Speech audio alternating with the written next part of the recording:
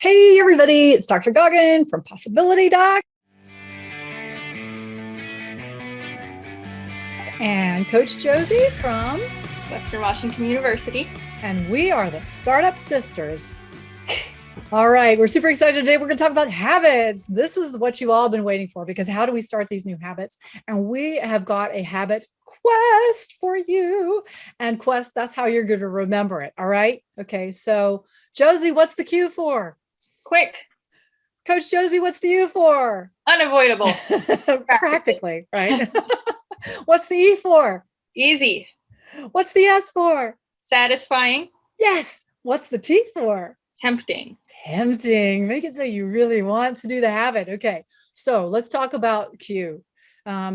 Quick. When we start with habits, we want to start off with the hashtag tiniest sliver of the final habit. Okay. The tiniest sliver. So let's think about that. So Josie, you're going to start to train for that marathon. What's your tiniest sliver for you? Running 4 days a week. Running 4 days a week. Me, I just want to, I'm starting my habit so that I can begin to, I want to run a 5K. All right. One day I'm going to run that 5K, and I'm going to start off by doing CT 5K, which is an app. I'll tell you guys about that later. We'll talk about great apps for running later, but you start off with just doing a walk, jog. I'm going to do it every other day. Right. But my tiniest sliver is actually putting on my dang walking shoes. I want to put on my walking shoes. Right. Yeah. Okay. So I just want to get my shoes on my feet. Right. And that will be my first step. Right. Some people, it's just walking out of the house. And I think right now people are having a hard time getting out of the house because they've been stuck in the house for so long. So what if we're going to start to floss our teeth, which is hard for people? So Coach Josie, what's your idea there if we're going to start to floss our teeth? I think you would want to start with one tooth.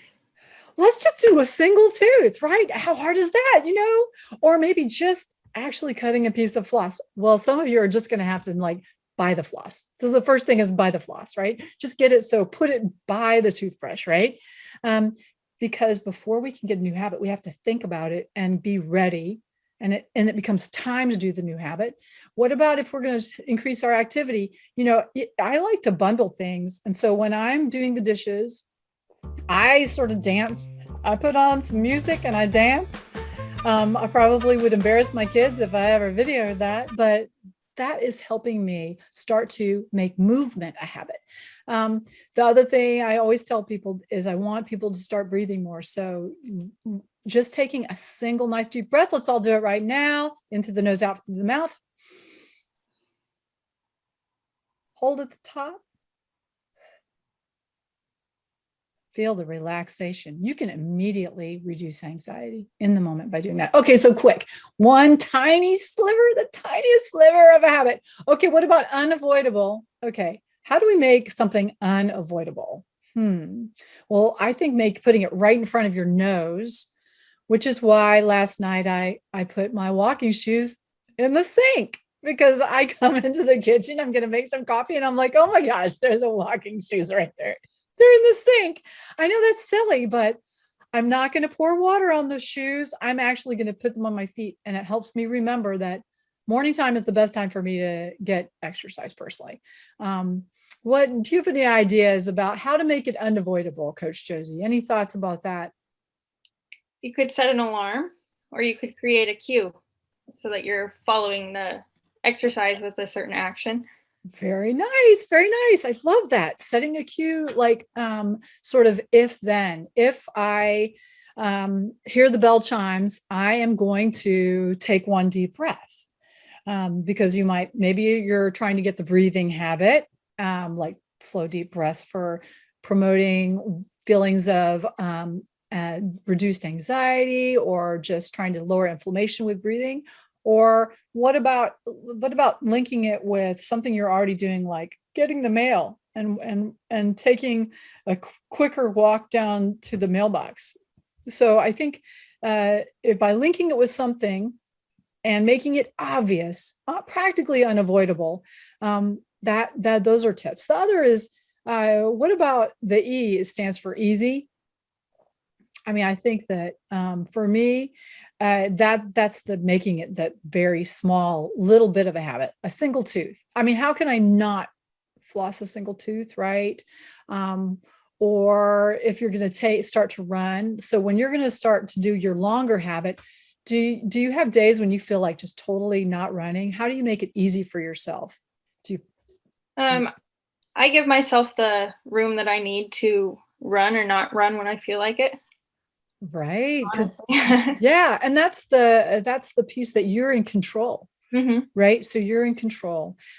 For me, I like to schedule things too. I like to schedule because if you don't schedule it, Oh yeah. you will certainly have other stuff you're doing. So I think scheduling it makes it easier.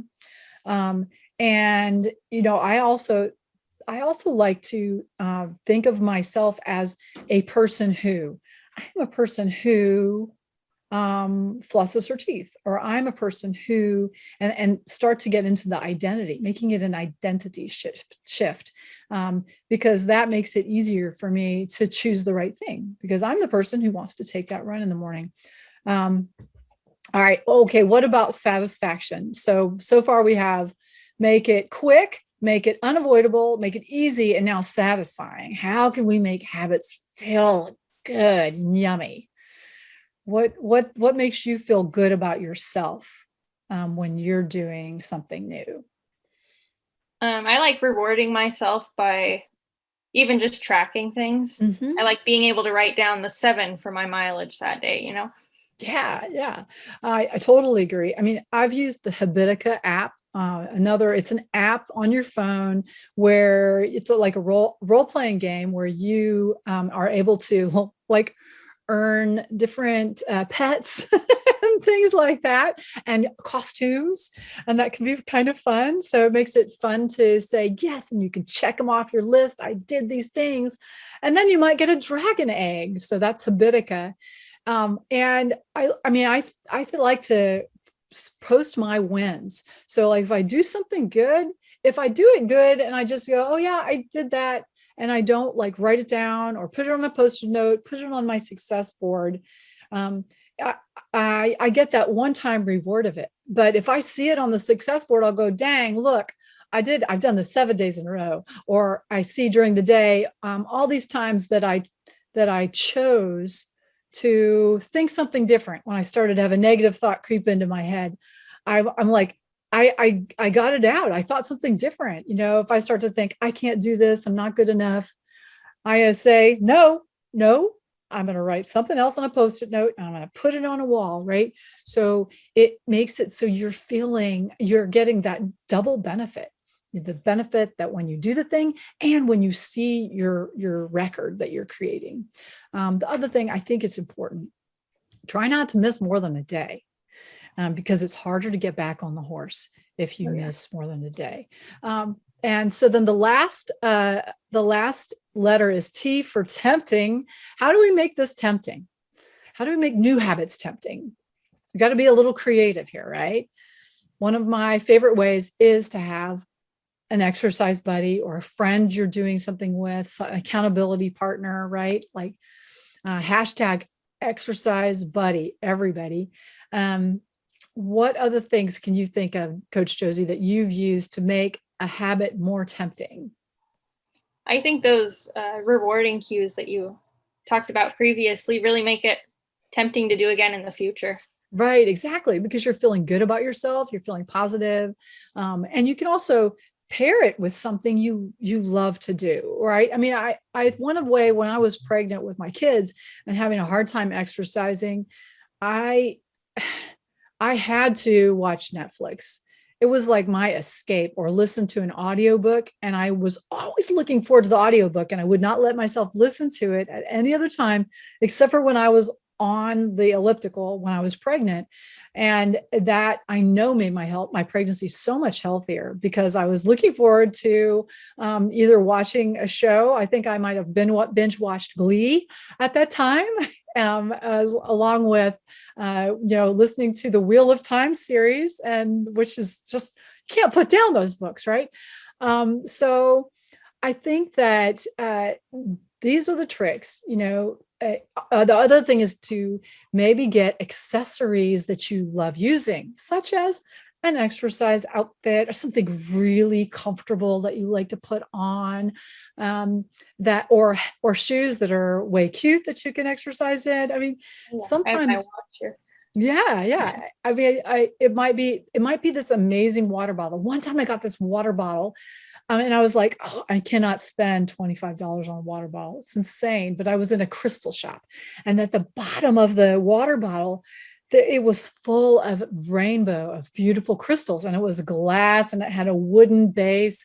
It was just, I mean, it was so beautiful. And I was like, oh, and I bought the water bottle, and when I bought it, it made me drink more water because I loved using it, because water is something I'm not so great at. We may talk about that on another video, you guys. So now what we're going to do is, everybody click below so that we are going to send you your habit tracker, your free habit tracker, so that you'll be able to keep track of your new habits, and also the worksheet on how to make your habits, how to slice them up into the smallest little bits so that you can do them and get started. I'm Dr. Goggin from Possibility Doc, and this is Coach Josie from Western Washington University. and we are the Startup Sisters, and we're going to help you get going on your exercise. So don't forget to click like, subscribe, all that stuff, if I can talk. And we'll see you guys in the next video. It's going to be so great. We're going to talk about how to overcome all those excuses. All right. Have a great day. Bye.